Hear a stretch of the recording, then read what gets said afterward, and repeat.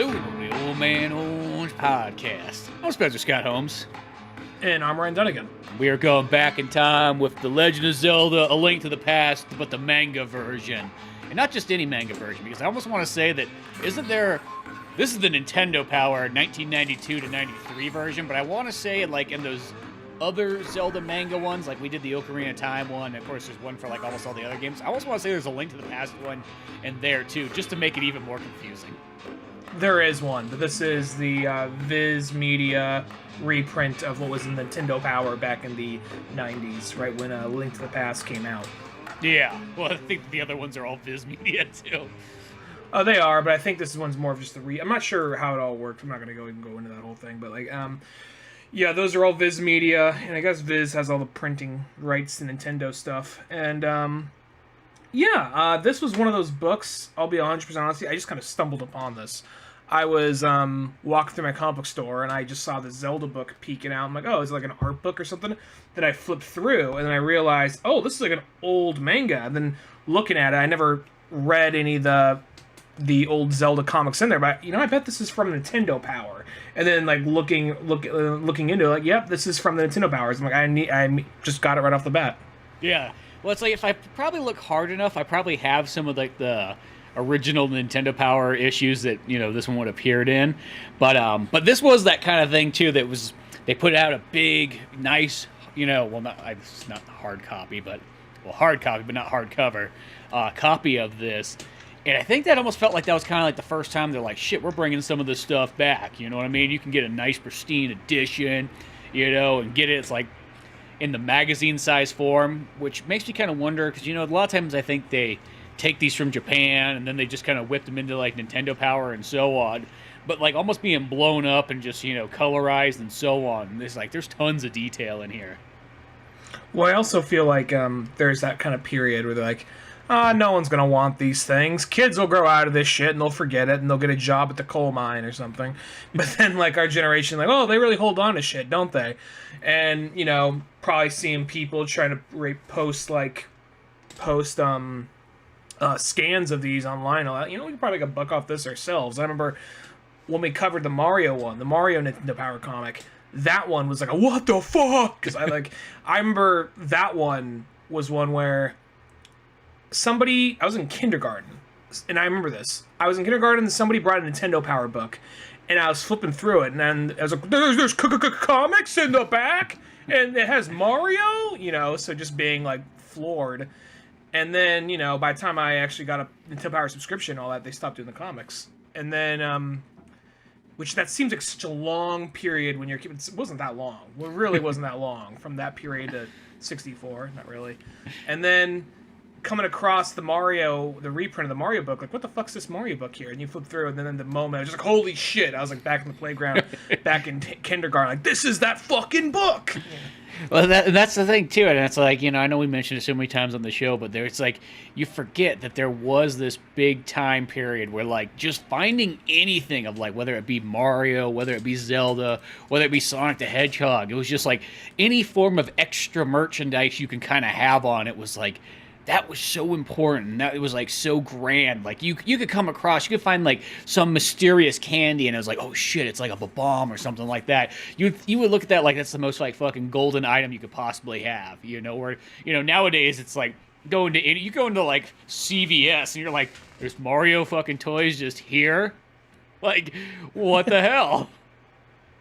You have them at like a grocery store, like at like Safeway or something, at checkout. They have Mario Kart toys there. Yeah. And like a fucking remote control Mario Kart toy also. So it's like, where was this shit when I was a kid? And then I feel like what happened is it came out, but it was also just like, they just did because that stuff was out there. They had like a couple miscellaneous toys and figures and stuffed animals here and there, but they weren't super common. They had their run, and that was that. Mm-hmm. And I think most companies were like, whatever. The kids rather play with the video game than the toy themselves. Like, you underestimate. They want fucking both, and that was definitely the case with this stuff. And Zelda stuff was probably even more rare to come across than Mario or Sonic. Yeah, exactly. Like that. It seems like the first, like, bit of, like, Zelda merchandise I remember finding was, like, the Ocarina of Time action figures. That was like and that was one of those things, they weren't even that good looking, and the sword was super bendy and straight up rubber, but you just took it because that was all you had. Yeah, exactly. I mean, like I didn't care. I mean, actually, those figures still look pretty nice. It's not like they looked like 70s action figures or something like that. But Well, I remember if you turned Link's head, like it literally scratched the paint off around his neck. oh yeah, they weren't like, I guess, like as super solid. You weren't supposed to play with those are action figures. They're supposed to be meant for like displaying. You know, not really. They not the ones that sold at Blockbuster. No, I don't. Those ones weren't. Those ones were definitely like they came up with more detailed ones later. But like I feel like those ones are kind of either or because it was like they only had like Link, Ganon, and Zelda, and they had a Donkey Kong line which was Link, I think Cranky, Funky, and Diddy maybe. You know? I love how like there's a Donkey Kong line, and the first one you said was Link. Did I say Link? Yeah, you did. So it's like Linky Kong. I don't know. Shit. It just sounded like one of those ones where that just reminded me of like the classic like Batman type stuff where it's like, okay, we're gonna do this other DCU storyline, but slap Batman on the cover because we want to make sure it sells. It is very much that. Yeah. No, I don't know. It's they also had like the Mario Kart ones, but those ones didn't last too long either. But those ones came with the cart, and those shot missiles and shit. Yeah, I remember those ones too. And maybe it's like one of those ones, like sometimes I kind of think about it, like sometimes you had to either order them from like a catalog, like you couldn't just go into like a regular store and find this kind of stuff. You always had to kind of go, like it's one of those ones, like I guess if you were older and you had the power of a credit card, it like, 1994, you could have got any of this stuff really easily, but being, a child and not having the power of anything, like none of this stuff was in your grasp. You were just hoping that one day you'd stumble into 7-Eleven and they just have it sitting there waiting for you. Credit card would almost be like kind of like a Triforce, just like no, just like rotating in place, floating kind of. Mm-hmm. Be like, no, all the things I could do if I just had that or knew how it worked. It's like the power of a credit card and a mail order catalog. I'm set to go. But now it's like you're bombarded by it. You just go on Instagram, like more of that really panderish, like mashup kind of stuff that's on Etsy or whatever. Like, I fucking get it by now. Every so often there's one that's really cool, but most of the time it's like, yeah, all right, you're pandering way too hard. Yeah, I know. There does come a point that, like, the fan art kind of, like, burns out. I think it's that thing that when you never really see it, it's like, it is really cool, but the second that, like, someone's kind of just doing it all the time, it's kind of like, you almost just feel like, maybe you should get your own characters to draw. Just saying, I'm just... When I went into I remember before, like, this links into, no pun intended, this links into Zelda. But I remember when I first would go into like a Hot Topic, like, this store looks too extreme for me, being like a super square ass kid, and then later going in there and like seeing like, wait, there's like Mario t-shirts here, there's Legend of Zelda t-shirts, there's Street Fighter t-shirts, and just being like blown away, like, what the fuck, And I remember even getting like I think a Ocarina of Time shirt in there, and this is probably like GameCube era or something like that. Mm-hmm. And just being like just floored, just being like blown away by that. But now you see that shit so much now. It's just like, oh, another one of these. Okay. Like, there'll be a point where you saw someone wearing like an old NES shirt, be like, dude, and like, oh yeah, it's kind of like it's now just like kind of like, oh, right on, cool, whatever.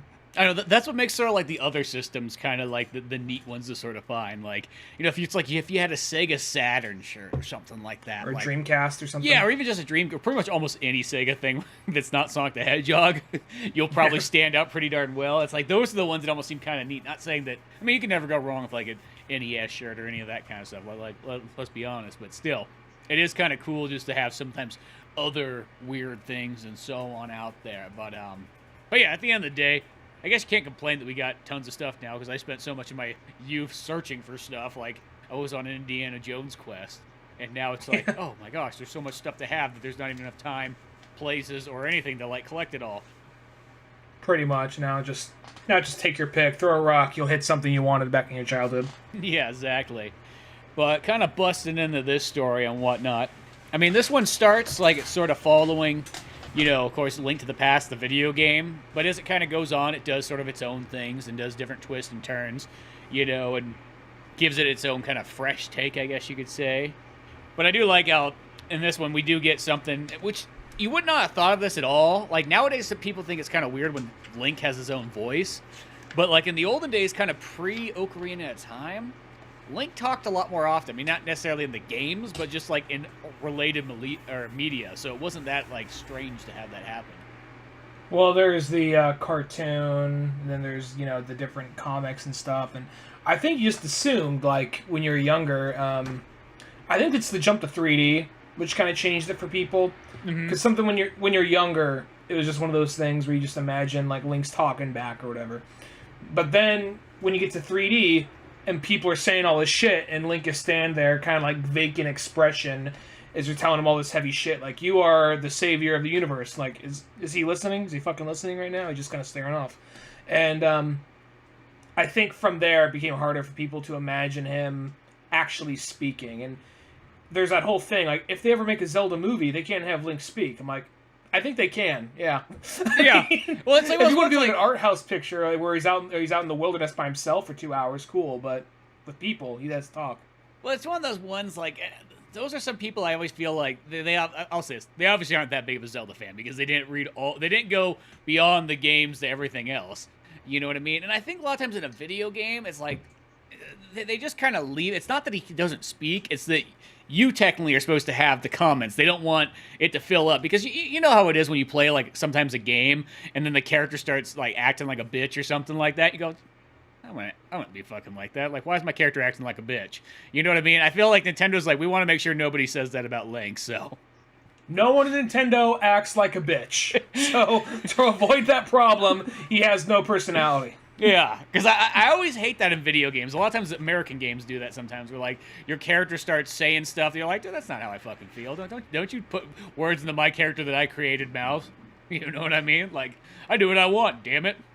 And I think that's sort of what it is, but it's like, I think some people, there's just those people out there in life that have a hard time, like, they see something like almost like black and white, like, it's, Link never speaks in games, so Link never speak anywhere else. Like, they just don't get it. It's like, no, that's a form of storytelling so that you can speak. But I don't speak. Link don't speak.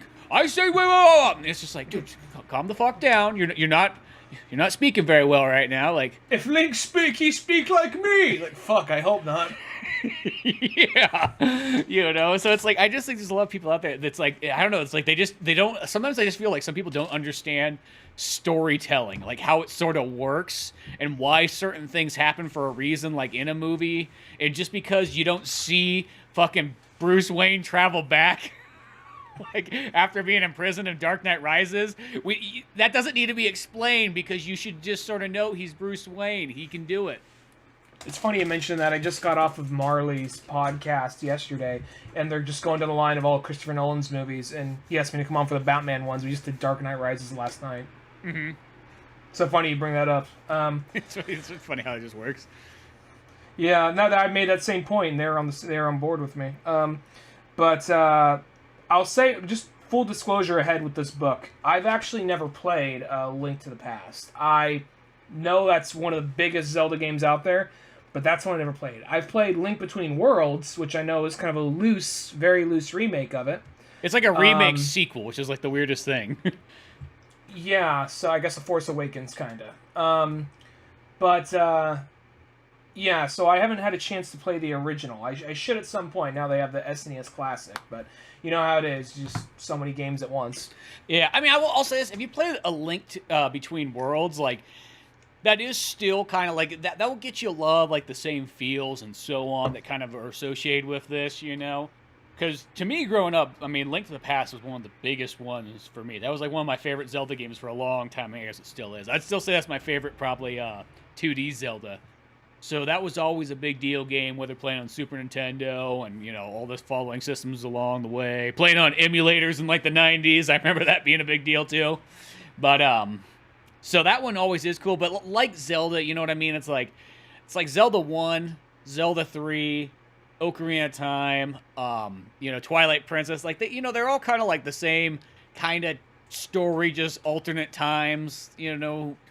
If you sort of played one, you kind of know how the other ones are going to go. They're almost like certain Martin Scorsese movies. It's like Goodfellas, like Raging Bull, and Casino. Like, they're kind of like the same movie, just like in a different kind of like era and different kind of section of the world. You know what I mean? But they kind of have the same actors, have sort of the same pace and beats and moments and so on.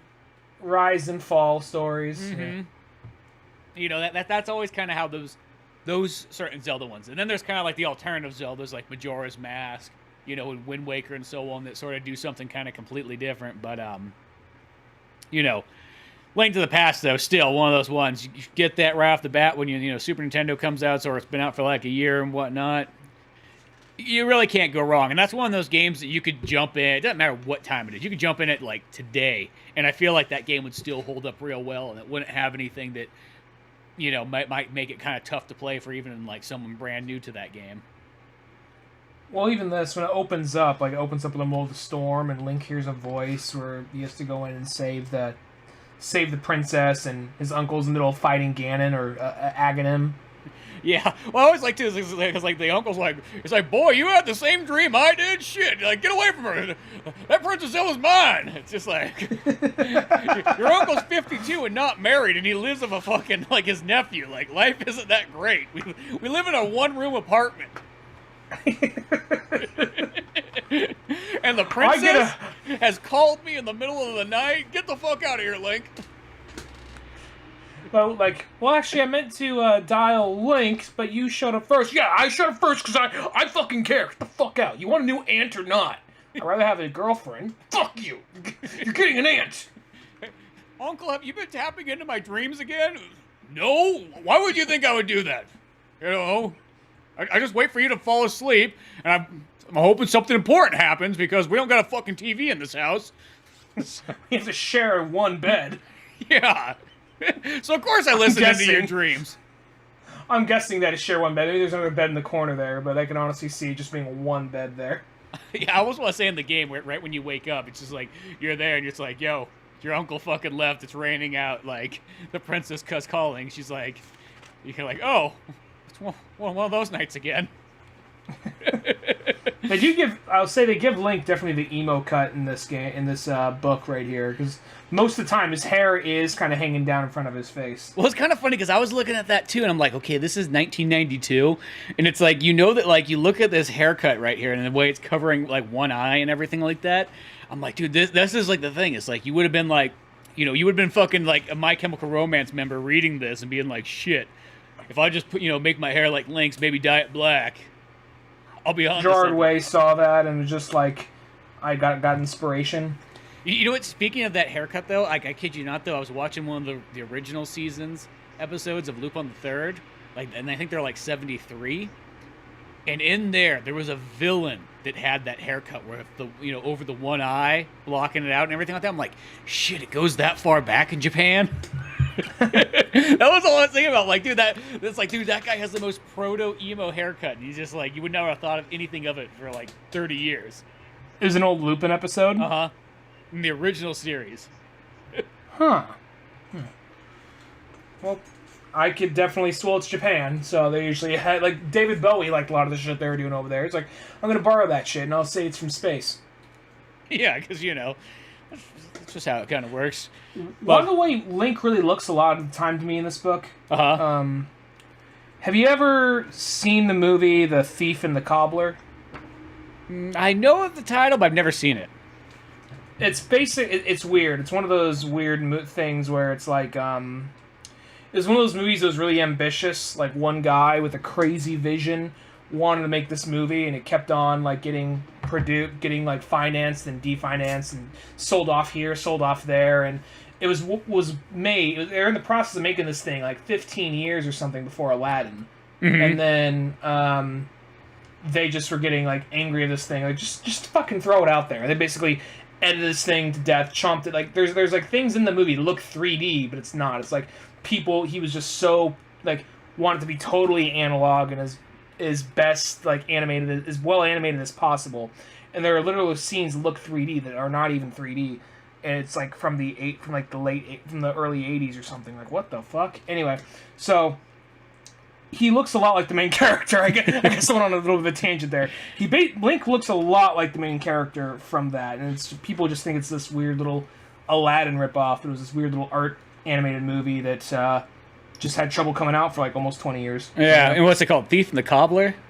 Thief and the Cobbler. Yeah, it's just like Arabian Nights style story. That sounds even like the bad guy even looks kind of like Genie from Aladdin. That actually sounds like a pretty sweet movie anyways. Like, at least just, like, as an animation perspective watching it. Yeah, it's one of those movies, it's more like artistic stuff ahead of everything else, but like a lot of weird designs and patterns, and has like a 60s kind of vibe to it, but it's definitely interesting. But anyway, Link looks a lot like the main character, the way how he's drawn in this. Yeah, definitely. And I will say, like, this, I've always liked the way that Zelda's costume is in Link to the Past. Because I always remember, like, the way that it's designed in here, I mean, that's like when you'd open up the booklet on, like, the Super Nintendo game. She always kind of had that look, that design and look and so on. I always thought that was kind of cool. But boom, Link goes in there like in the game and, like, you know, his uncle stand there like on the ground, like, boy, what are you doing? Like, don't take away your new aunt here. It's like, but by the way, I also got stabbed, so you have to take the sword and, you know, go figure it out and go save, because you know what, I'm dying. I'm gonna come follow you just like Obi-Wan. I love that old Eagle Raptor cartoon where he's like, use the B button to, it's like this super dramatic scene. And he's all telling him, use the B button for the secret family attack. And he's looking around like, what fucking button is this, you know? Yeah, it's like it's not there. But, yeah, you know, as it kind of goes on, then, you know, it's like the classic story. Link realizes, like, shit's going down. Ganon's going to come back. You know, you better, like, fucking save the day. And, you know, don't let the Triforce get out of, you know, control and whatnot. Agamemnon's here to fucking, like, and he's going out. He's not just capturing Zelda. He's capturing, like, all these maidens. And I do like how this book kind of goes on. You know, and Link's going to, like, the different temples and what have you. Like, he literally gets to, like, one, and it's like, hey, that's not Princess Zelda. That's some other fucking cunt. Whatever. I'm just going to fucking leave. Like, it's like the lady, she's like trapped in like a crystal. He's just like, whatever. Like, I mean, like, you could press that button over there and that'll free her. Yeah. It sounds yes, like I will. Some nagging voice is just gonna be following me. I already got a fairy, you know, like. I'm already here. I guess I'll save this stupid bitch. I don't know. You know, it happens like a couple times. It's like, oh, the princess is in another temple. Yeah, they are pulling a page out of Mario there. Makes sense though, same guy. Or at least same creator of the character. I will say this book does. It's kind of like the thing about this book is, I guess sometimes when we go over like retrospects, we go on. That's when they do this. That's when they do that. But this one, it really is literally just like we have the opening. Zelda is kidnapped. His uncle dies, and he's on the run from Aghanim and his forces. And basically, he's just going from basically temple or boss to save a maiden or to get an item that's going to lead him to Ganon by the end of it. And it's pretty just straightforward in that aspect. Yeah. Well, I mean, that's like stories in general, but... But I mean, as far as like, you don't have because at least the Mario one, Peach, meanwhile, was over here interacting with the Koopa kids. Mario and Luigi split up over here to do this and do that. They meet up with you know what I mean? Where this one's like a story A only, and that's about it. Yeah, this one's just very mission-based. So, makes sense, though. It's still a fun read. It's more of just, like, if you're really interested in Nintendo history, and, you know, it's kind of, I think it's one of the more interesting things is when you're looking back, because, like, by now, people have a good idea of what Zelda is, but when you look back at media, when they're still trying to figure it out, when it wasn't as concrete yet, you know? Well, yeah, because it's even, like, I think about, like, you go kind of farther in the book, and once Link kind of gets to the Dark World, you know, he gets his, like, you know, the 3 stones and whatnot, but it shows Ganon kind of for the first time. They're like, yeah, here's what Ganon the Thief looks like, and it's just like, you know, you're so used to what Ganondorf looks like in, you know, Ocarina of Time. That I feel like Ocarina of Time kind of was like, that's sort of what set everything kind of like in a concrete, like, this is what the Legend of Zelda universe looks like, and so on. But beforehand, it's like they almost kind of got different ones, and you see a picture of Ganondorf kind of here, and it just looks like he's, you know, this big old, like, British-looking guy riding a horse, you know, coming down to, like, fucking rob you of, like, you know, your taxes. I looked like Attila the Hun or some shit. Yeah. Like the British version of that, almost. Because he just has this kind of, like, goofy haircut and so on like that. It's like, oh, yeah, I guess he could look like that, too. Why not? And when he got to the dark world, his dark side turned into a because they bring in this whole thing of like if you're in the dark world and you give in your negative emotions, then you turn into an animal. And there's a few scenes where Link is just like, "Oh, I got a furry hand. I'm getting mad." Like, Link, don't get mad. Like, oh, good, you see me there. Yeah, I mean, it's gonna be like that old-fashioned, that like I guess you'd say it's a wives' tale, but it's almost like one of those ones they'd use it to like frighten little boys, being like, "Well, if you jerk on off, you're gonna turn into a werewolf." Like, what are you doing? Oh, nothing. Like, just, like, why do you think your hands turning? Oh, I don't know. I just thought I was becoming a man. My uncle has real hairy hands. I'm just trying to use his same.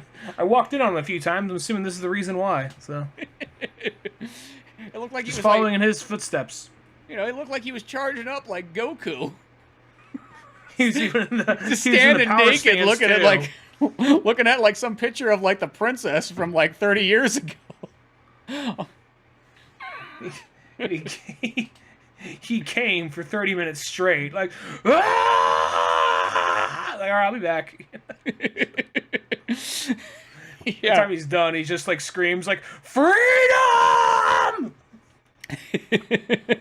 Well, it's kind of funny because like in the game, like when Link goes to the dark world at first, like he kind of like, I want to say he's like a pink rabbit looking thing when he goes there. And probably it's like the comic book writer here is just like, fuck that. I ain't drawing a pink fucking rabbit. Pink fucking rabbit. And Link ain't having no fucking pink hair. What like that's always just fucking confusing. Which I just always assumed that like Link was not. He doesn't have pink hair. It's that he had like some kind of like bandana or something underneath. Yeah, because that was the thing with the pink hair in that game. But yeah. But it's like one of those ones. I think of this one's like, you know what? Instead, we're just gonna make we're gonna give it to more context. Not just he's a stupid fucking rabbit and he needs to go hold an emerald so that he does it. He keep his original form. Well, didn't they bring in the whole like anti-hero character? Who, like Rome? that guy was. You know what? Tying back to our Hyrule Warriors one, he's literally Rivali. Yeah, he's totally like the proto Rivali character. Which here's the thing about this character. It goes off, like, Link's like, alright, well, I gotta get the Master Sword. Like, oh, well, I'm gonna go get some other legendary item. It's a enchanted bow and arrow. Like, oh, there's another one? Yeah, we'll see which one. And it almost becomes like this competition of who's gonna save the princess first, which I kind of like that. But then, when it comes down to the final battle, and every time they bump shoulders this guy's like, wait, the Master Sword chose you? It should have chosen me. I'm an actual warrior. Blah, blah, blah, and then later, when the actual fight is happening and he has the enchanted arrow, he gets fucking knocked out, and Zelda's the one that has to make the finishing blow. Yeah, exactly. Like, it's like one of those ones, like, he just gets slapped to the side, and Zelda's like, here, I've been training, my dad's forced me to train for years at this. He said, in his own words, he said, no son of mine is going to learn not to fight. Yes, he did say son. Just took me down to the shooting range, a couple bow and arrows, a couple with a 6-pack of Coors. Yeah, him and all his, like, arrow buddies hanging out down there at the arrow club. Which I think this whole character, because he keeps on turning into a bird, I think it's because he is very egotistical, so for that reason, the bird is kind of like his beast form, more or less, and he just keeps on transforming back and forth, depending on, like, how he's feeling, more or less, something to that effect. Yeah, maybe that is kind of how it's supposed to be. It's like, it's sort of like one of those ones. He's somebody who's like, where most people just turn into beast form and stay that way. He's like, well, I kind of like to go back and forth, you know what I mean? And like, I like to walk on the wild side sometimes, and then sometimes I like to, just be a normal bird-looking man, with a ginormous fucking nose, and, My two favorite games are Altered Beast and Bloody Roar. Yeah, and I'm really into Animorphs right now. I fucking forgot about Animorphs. I kid you not, like Animorphs, whenever I think of somebody turning into an animal, that's the first thing that always comes to my mind is Animorphs, like those books and TV show. I remember seeing those books everywhere. Kids in school would be reading them, and then, like, getting ready to, like, oh, I'll jump on this thing that everyone's all talking about, and then there's, like, a TV show coming out, like, oh, looks like I don't gotta read them no more. They think of everything.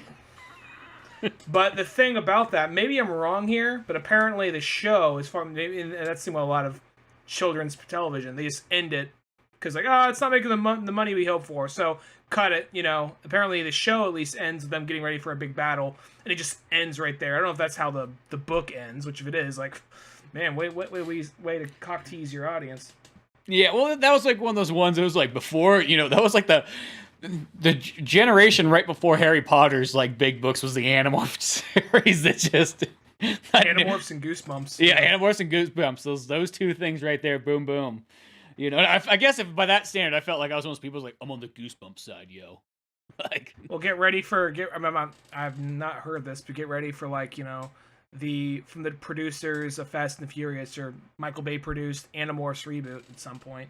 Yeah, we're not far off from that happening. No, I'm kind of surprised that one actually, because that's one of those ones that was like one of those things that was so fucking popular for like about a 5-year period probably, but like is really, really quickly forgotten, I guess you could almost say. Mm-hmm. It doesn't have like that lasting feel. Like Goosebumps is one of those ones, like Goosebumps was probably popular for about that same amount of time, but I felt like that had a lot more like lasting legacy. Well, even think about it, I mean, at the time, like, that kid just turned into a fucking cat. Now it's like, oh, all right, well, you know, now it's like hard to impress a kid with that kind of shit. So by now, I'll be like, oh, he turned into a cat, whoop-de-fucking dude, so Beast Boy. Yeah, well, I guess before that, the least interesting member of the Teen Titans. Well, there would have been that kid that, like, the fucking 90s be like, well, you know, Beast Boy and the Teen Titans, of course you'd be in the fucking Beast Boy. Like, that's what it'd be like. Well, but, you know, I mean, he's kind of like that character, and I mean, he's like the original Animorphs. Like, yeah, fucking... Not selling it. You're not selling the Beast Boy solo series on me. But yeah, back to Zelda and what have you, and on his quest and so on. One thing I will say, though, is, like, there's, like, some splash panels in this book and some designs that are, like, so, like, fucking fantastically rendered. And this sounds kind of weird, but I do kind of wonder, like, when you look through this book, because I'm going to say this, the characters compared to, like, the backgrounds and some of the other stuff almost look so radically different from each other. I'm not saying that they don't mesh well, but, like, art style-wise, it almost has that feeling that, like, and I've always kind of wondered this, because nobody ever seems to do this very often in comic books, but it's almost like if you made comic books more like how animation is made, where like you sort of have somebody who does generally the characters, and then somebody who kind of does like backgrounds and like highly detailed sections and so on. Some of those backgrounds and giant splash pages almost feel like it's a different artist. Yeah, because I'm even looking at the one right here where he's in the swamp and there's that giant massive eyes and Link's all wrapped up like in thorn vines and all that, and how detailed everything is around him, but he's pretty simplistic still. Yeah, exactly. I mean, maybe it's the other way around. Maybe Shotaro Ishinomori, or Ishinomori, whatever. Maybe that's what he excels at, is really like those super high detailed ones, and then like he kind of does the cartoony stuff sort of on top. Like, oh yeah, I guess I could do that too. With the locations and the designs of some of the monsters, this really gave me some Nausicaa and the Valley of the Wind kind of vibes. Yeah, exactly. You know, it's definitely got that kind of going on. I mean, that's only, 10 years beforehand or what have you. I think the comics are like 81 or 2 maybe, but yeah, no, it's just got that weird, sometimes there's that look. You'll see it every once in a while in certain comics, and I always kind of wonder, it's like, I see one guy's name on the cover, but for some reason, I really have a feeling that there's somebody else working on here too. And I hate to start saying it, but sometimes I think in Japanese comics, is that there is like other assistants and so on that just don't get credited. It wouldn't surprise me. I'm just not saying like they just seem like they do that kind of thing. I'm just looking at the way how much detail it is. Like that's a lot of detail for one dude be trying to put out like a monthly comic strip for a magazine for a Nintendo magazine. Yeah, like some of the one. Oh, go ahead. Sorry. Oh no, you can keep going. One of my favorite splash panels is simplistic as it looks, but it's kind of like everything that's classic Zelda to me. Is near the end where it's a spread splash panel of Link and Ganon fighting, and he has this trident and the Master Sword locked. It goes on 2 pages. Oh yeah, no, that one's really badass. It's just like Ganon's just there, whatnot, in pig form, just looking all like badass and kind of. He looks like he's a pig, but he almost has like that bulldog kind of look to him. There's something about, like, I remember before, because Ganon, the way Ganon looks in, whatchamacallit, in Ocarina of Time, not Ganondorf, when he becomes Ganon, he looks like just straight up like something that crawled out of hell.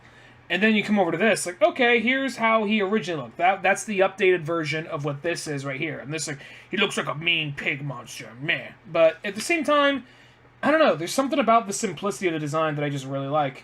Can't really explain what it is. I mean, it is interesting because you look at how detailed everything else is in this world, and then you get to Ganon and see how he looks. Oh, he's just kind of wearing genie pants that come up to his nipples. His shoes are just kind of like these, ovals. And very simple design, but something about it, they, just looks really cool. Yeah, it's weird, because, like, yeah, when you describe it like that, it just makes him sound like he's fucking goofy. And, like, yeah, he's got these kind of, like, like a ZZ Top pearl necklace around and whatnot. Like, but it's like, well, he still looks badass and kind of menacing and whatnot. And there's that scene that, like, once, Zelda pretty much shoots Ganon and, like, murders him, he's like laying on the ground and like the Triforce is coming at him, but like if you kind of like were flipping through this book and you didn't realize what that was, because it's like his cape's all like torn up behind him, but I think that it was designed this way. It really just looks like he's just bleeding out right there. Like the scene when Martin Sheen gets thrown out the building and departed. Yes, exactly. Just like was like, oh Jesus, Zelda, you just fucking murdered that pig. Just like even the look on their face was like, me and him were just slapping dicks together until you came along. We got a lifetime supply of pork here. Let's fucking start a pork belly food truck. Well, that's almost like even like one of those ones that's like, well, because what's another kind of thing that's kind of weird in this one too that you don't think much of, but like it's something that like it's like, oh, this is kind of like different. Is throughout this book they kind of mention like, Link's parents and whatnot, and like something happened to them. They don't really know. They died in like some fucking, they were going overseas and they went down in a plane accident, and then fucking Uncle Ben came out and he's like, I gotta take care of you now, boy. Well, it's like I forgot about that part. Yeah, they bring in Link's family, and before, I guess maybe they did that in older games, but then for a while, it's just like Link never had a family. He was born, he was spit out by the Dooku tree or whatever. Well, that's like, I don't think that's in any of the video games. I don't think that's ever mentioned that Link has like a family. It's more just like, hey, this fairy boy fucking washed up, or like, hey, there's a kid that sleeps all day long. Who's his fucking parents? They have a whole backstory with they don't see him, but like his father was part of the royal guard, and his mother lived in the city of Hyrule, and then ran him over to Kuriko Forest during like a big battle or something. In which Zelda? And she died, and he in Ocarina of Time, and he was raised by all the Kuriko, whatever they're fucking called, people, Oh, I guess we never saw it. We never saw it. I think it's kind of like just like, oh yeah, by the way, you ever wondered why you weren't like the rest of the fucking like elf children here? Like, fucking not, fucking Hyrulean, just dropped you off. That kid that makes fun of you every fucking day. Guess what? He's always gonna be that fucking size. You're gonna grow up to be a fucking man. Come back and slap the shit out of him. Bang fucking Saria. It's okay. Because she's fucking looks like she's 11 years old. Don't worry, she's actually 60, so... Yeah, so it's okay. She's the cougar. It's all good. Yeah. You know what I mean? Just fucking show your might. Shit, fucking, bend that... Show your might! I don't care. I mean, it's like the olden days. They don't got fucking police enforcement or anything. Fucking go in there and just rape them all if you want. Link, everyone, Link's back! What are you doing? Well, why is he taking off those tights? All the men, all the boys in that building, all the women, that building, They'd be like, oh Navi. Shit, we shouldn't have bullied that kid who didn't have a fairy.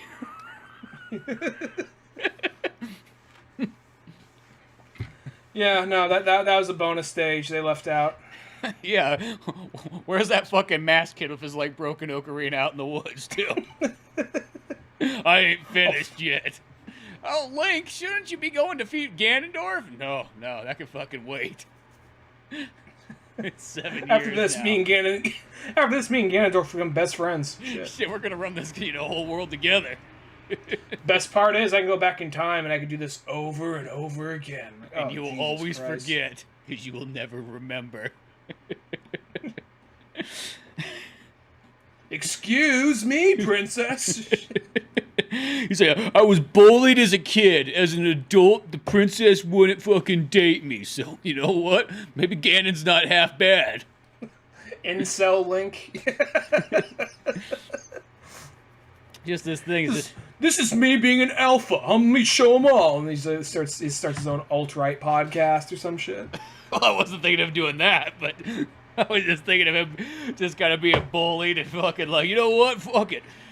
Things aren't working out the way I want. Yeah. Everybody wants me to fucking work for free. Everybody says that I'm the fucking chosen one. Hey, Link, go do this. Hey, Link, go get this sword. Hey, Link, this big Goron sword's not good enough yet. You gotta go collect this other fucking 10 things. Oh, yeah, and your time. Don't fucking time travel over there. Yeah, because him doing like a fucking alt-right podcast, that's crossed the line after he just went on a rape and murder rampage. Yeah, I want to give people the benefit of the doubt, Yeah. No, that's well, apparently, I mean, this is just, I don't know, somebody told me this. I could see it being bullshit, but I could also see it being something they were playing around with for a minute. We'll get back to the comic in just a moment here, but apparently, I guess it was a one-time thing. Nintendo pitched this idea of like an evil Link game, of like a game where Link was the bad guy, or you can do whatever you want, or something to that effect. But then it never made it past just a little concept trailer or anything like that because people were so outraged by it. Was that like the same time period? Like, shit, Shadow the Hedgehog, Spider-Man, Ultimate Spider-Man came out. Like, we got to have our fucking anti-hero game.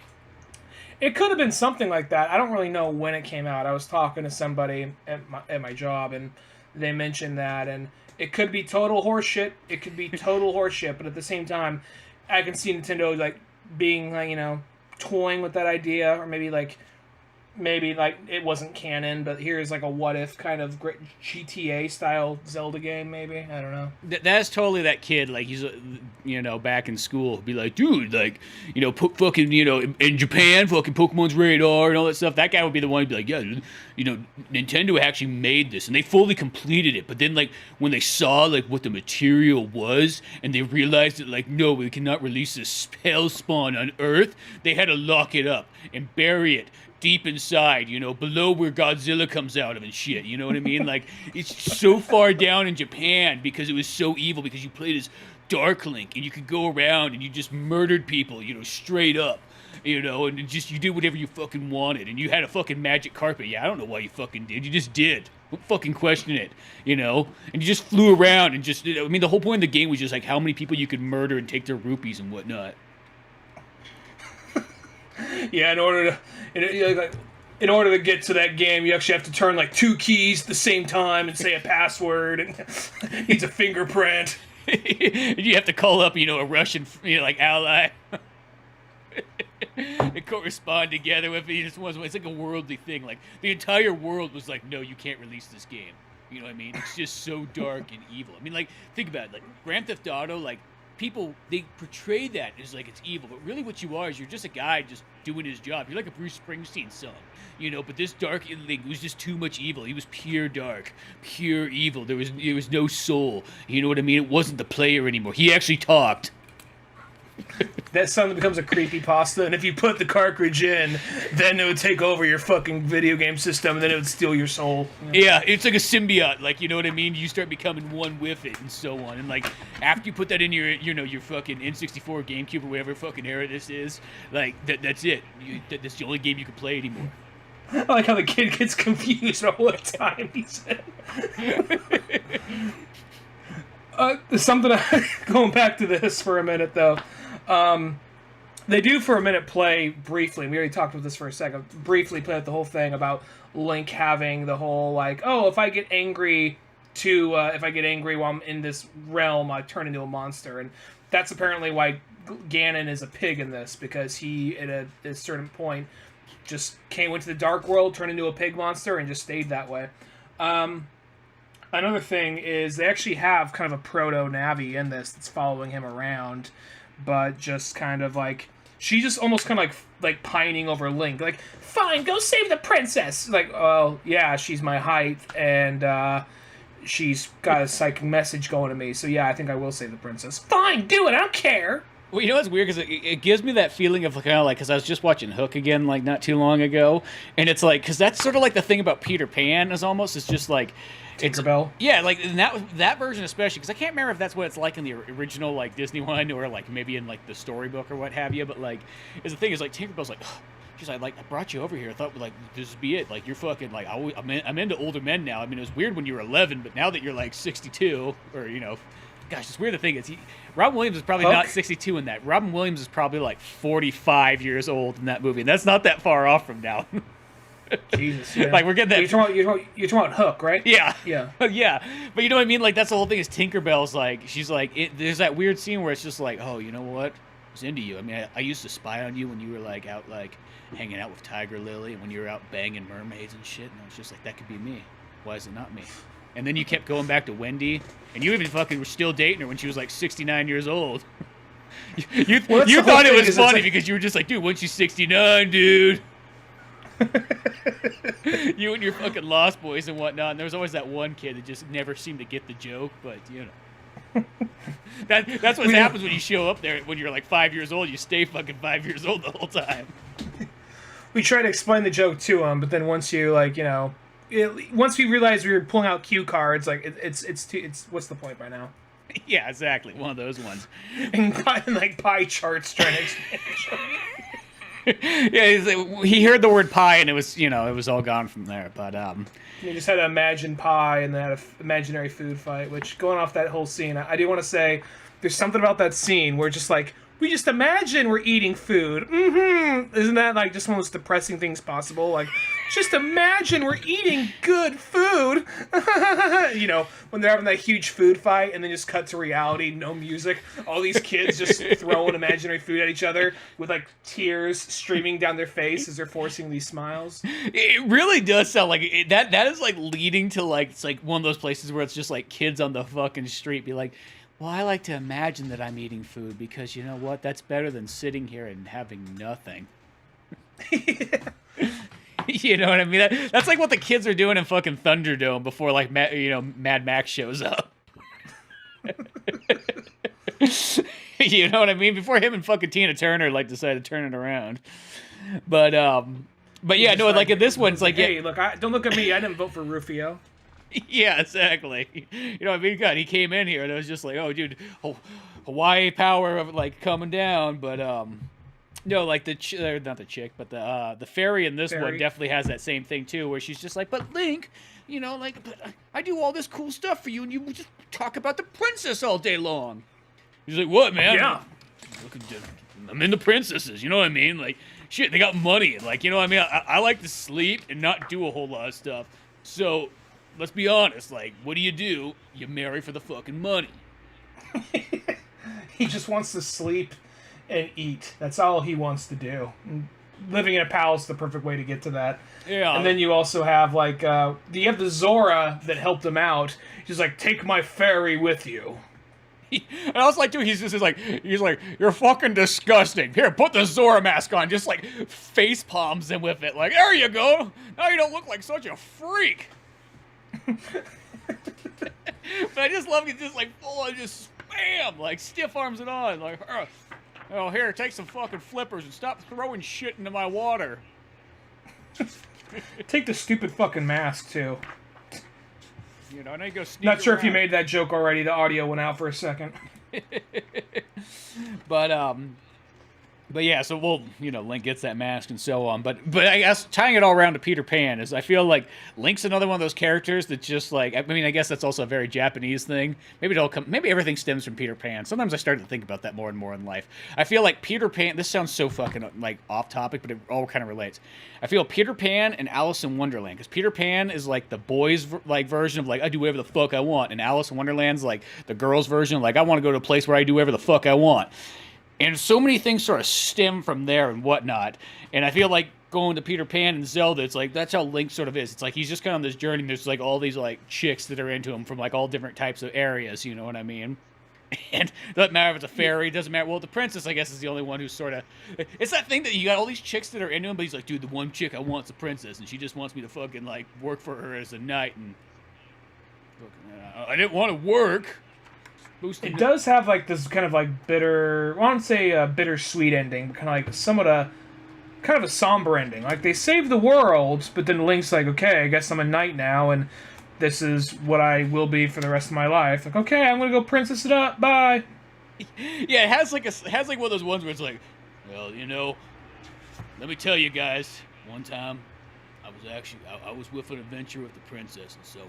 Yeah, and you know how close I was to actually becoming the fucking prince? But I gave it up because, you know what, there was a job at the factory, you know, and they needed a knight down there. And I said that, you know, if we're going to keep power running in Hyrule, you're going to need me down at the factory. So I gave that job up. You know, been gay ever since. You're like, what? Well, like, he's like, well, yeah, if I can't have the princess, you know, everything else is just a downhill ride, right? Right? So, but you and your buds at the factory, I mean. Been gay ever since. Like, it was just the switch he had to flip. It's just one of those ones, like, can't have the princess? Or fuck it, ain't another. Milo, where are you going? Or Mallow. Yeah. Don't put your hand out in front of me when I'm trying to pass. I'll give you something to grab onto here. Yeah, exactly. So, you know, as I said, us fairy boys, you know. Happy everything here has long ears, gives me something to grab onto. And as I get older, all you boys still look the same age. So not only is he like a washed out factory worker from a Bruce Springsteen song, but he's also a pedophile. Well, is it a pedophile if they're literally older than me? But they still have the mind of a child because they can't grow. He's like, well, you know, boy's gotta be what a boy's gotta be, I guess. It's out of God's eye. There's no Christianity here. Yeah, exactly. Shit, I took the Triforce. Yeah. You got a fucking tree that we pray to. That's what we got here. Yeah. Sometimes it talks back. Yeah, fucking Count Dooku tree over there. You know what I mean? You gotta provide, but he's, you know, he can only watch us when we're next to him. You know, beyond that, he's just there and saying, "Hey, kids, no, don't throw the toilet paper. Oh, you threw it in the branches again." It's gonna be. Wait, he looks at the paper like, "Wait, you rat bastards! That paper was Steve!" Like roots shoot out of the ground, start killing, like flat out killing kids. Yeah, and there goes one more. You know what? I mean, don't get me wrong. The little fairy boys they're fun, but sometimes they get on your nerves after a while. Let's just be honest. Count Dooku just doesn't like them fairy boys sometimes. Especially that one running around the fucking mask. Yeah, fuck that mask one. He's quick too. Skull Kid. Shit, he's gonna end up summoning the fucking like moon to come crashing down. What a fucking ass.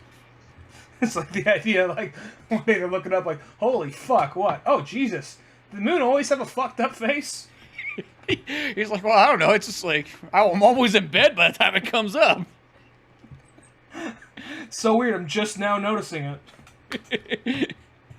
You know what I mean? Like, well, why stay up? We don't got fucking electricity. Going back to the book here.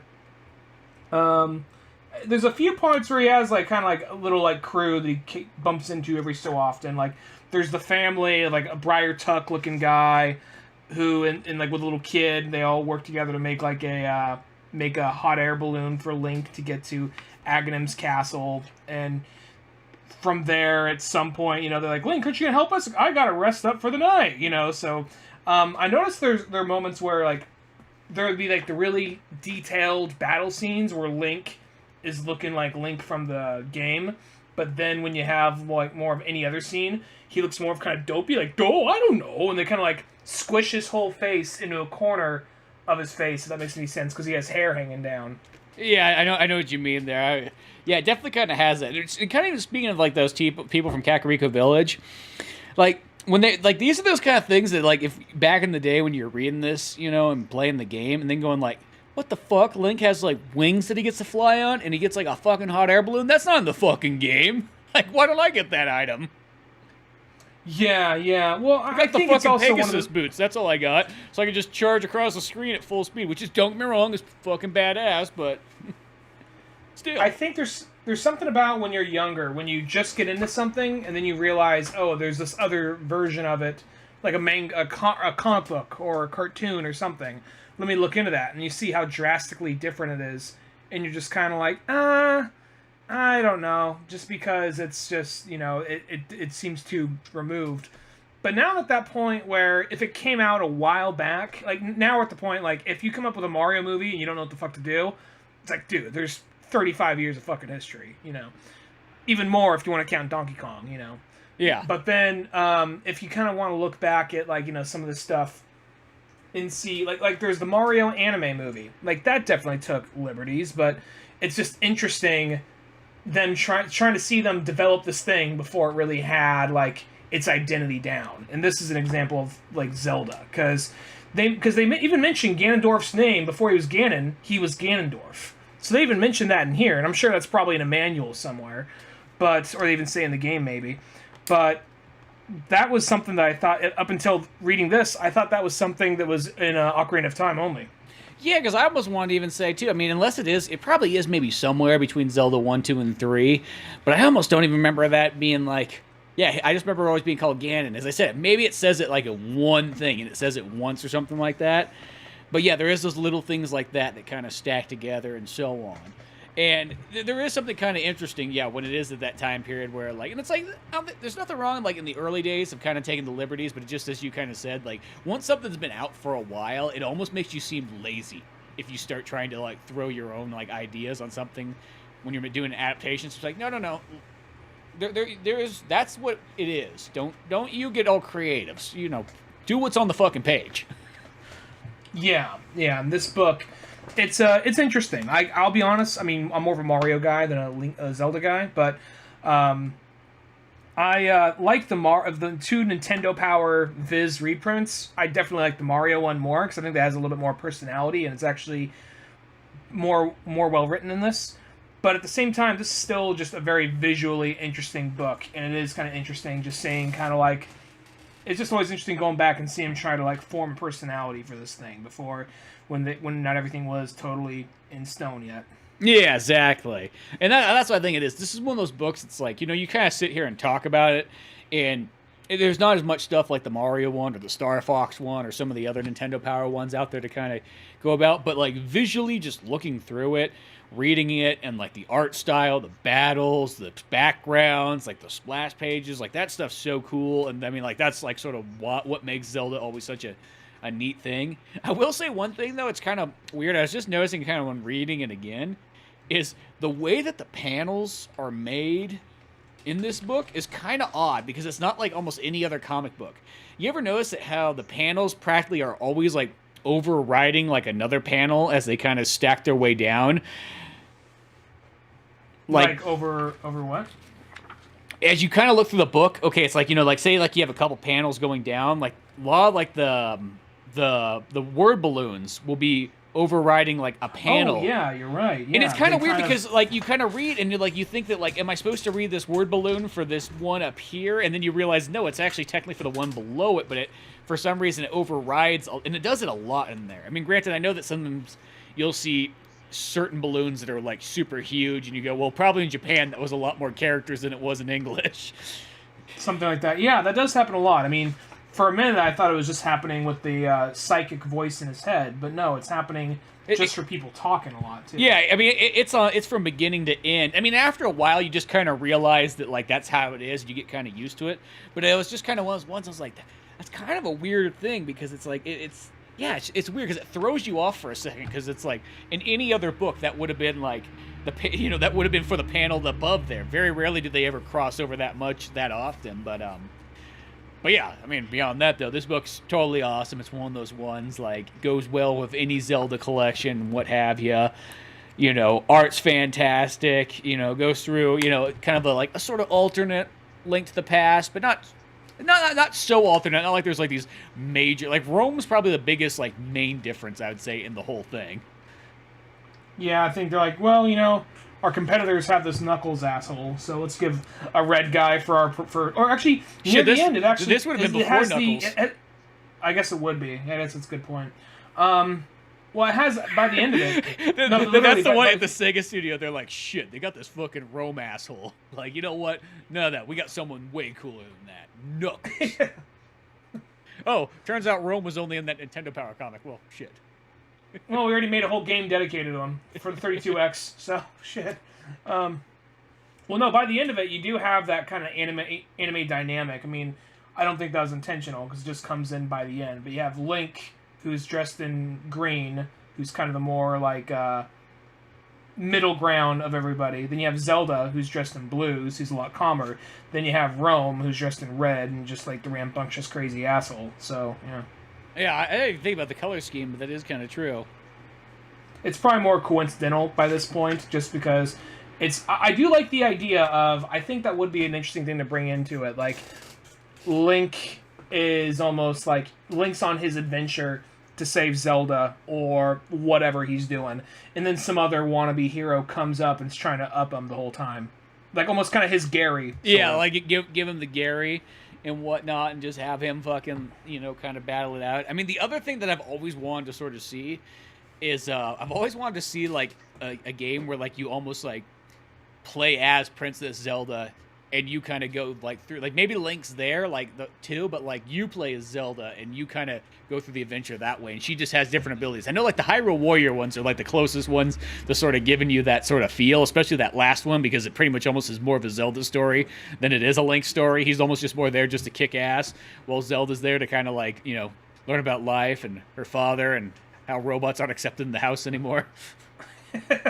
Well, I think I heard the Breath of the Wild sequel might actually have Zelda as a playable character. That'd be pretty sweet, because that's something I've wanted for, like, ever. And I was like, dude, that'd be so sick to have. And well, she's no longer just the princess that's always being kidnapped. Once you throw her in Smash, like, well, we can see she can fuck shit up. Well, even in this one, though, like, this is a perfect example. It's like, this is 92, and she already is kicking fucking ass. I mean, I know she gets captured off the bat, but, she still is fighting. She even pulls the fucking trigger at the end. You know what I mean? They should just have a panel just to, like, kind of big flash animated back. It just says, pull the trigger, bitch! And she shoots it and just, like, blows it again, and he's like, whoa! Going down. Or just, like, some, like, 80s, like, some 80s, like some 80s, like, a one-liner, like, Second Amendment, motherfucker, bam! With her and her dad at the Aero Club drinking beers. I just love the idea of, like, the Aero Club. It's kind of like the gun club of the past. You're like, oh, well, where's Zelda and like, the king at? Oh, they're down at the Aero Club. Like, oh, down there at the Aero Club. The NAA instead of the NRA? Yeah, National Aero Association. Hyrule wants to take your bow and arrows! Not according to me. Princess Zelda stand up for you. Just firing him up into this, like, only if you take it out of my full dead. Like, hey, don't those arrows come down somewhere? Yeah, not in fucking Hyrule. Fucking high fives. High fives to Impa right there. Come on, Impa, let's go. A dragon falls down dead with, like, 5 arrows in it. Like, I was just trying to frolic in the spring. Link cut its fucking head off. Barbecue. Woo! 4 more years. 4 more years.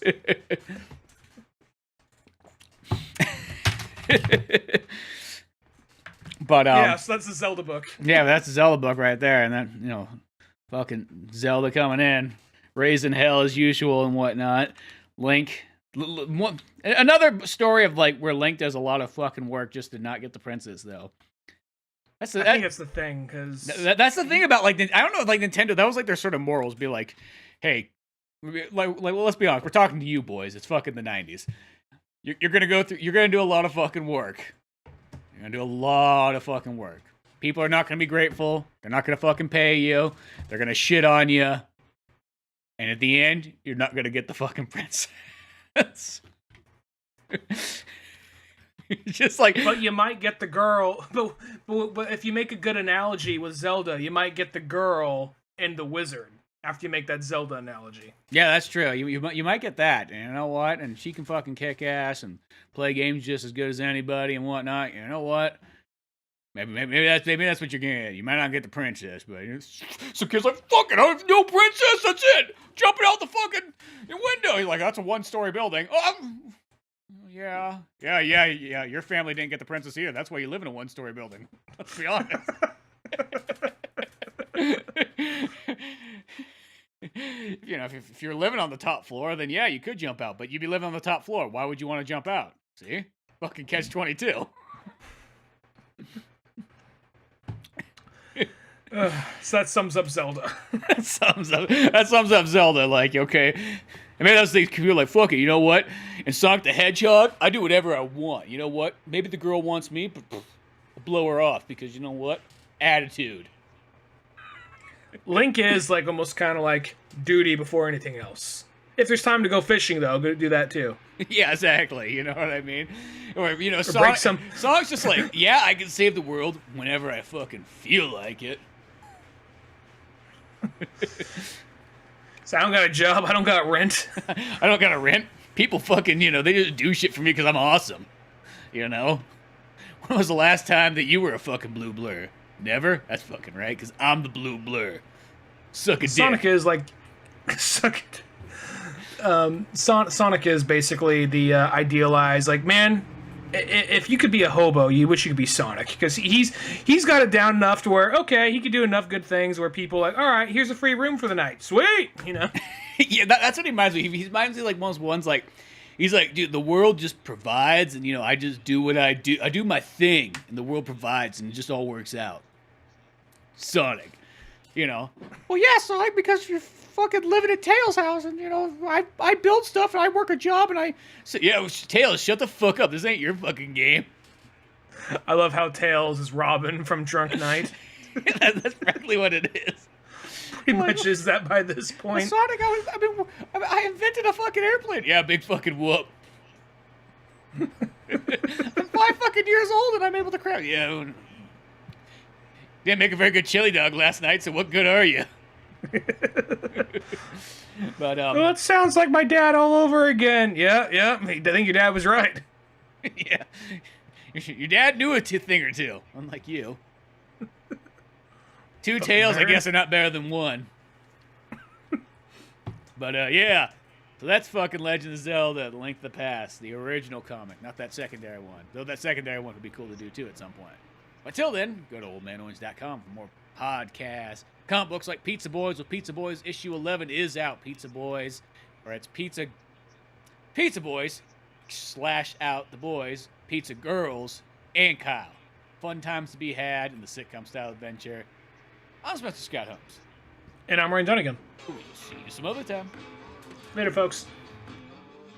Thanks again for listening to the Old Man Orange podcast. Sure, check out oldmanorange.com for more podcasts, cartoons, music, animation, and a whole lot more. We also have the Old Man Orange blog going with all kinds of fun stuff. If you easily want to support the show, use one of our Amazon links either on the website or in the description of the podcast below. Rate, review, and subscribe to the show either on Podbean, iTunes, Spotify, YouTube, Newgrounds, or anywhere else that you seem to get this podcast from. Grab the sitcom-styled comic book Pizza Boys on either Comics Central, Comixology, or Amazon. Want more podcasts? Check out the Indie Comics Club over at Comics Central. I also got a workout website called Thor's Hidden Gym, filled with fitness tips and tricks, videos, and a whole lot more fun stuff in the calisthenics world.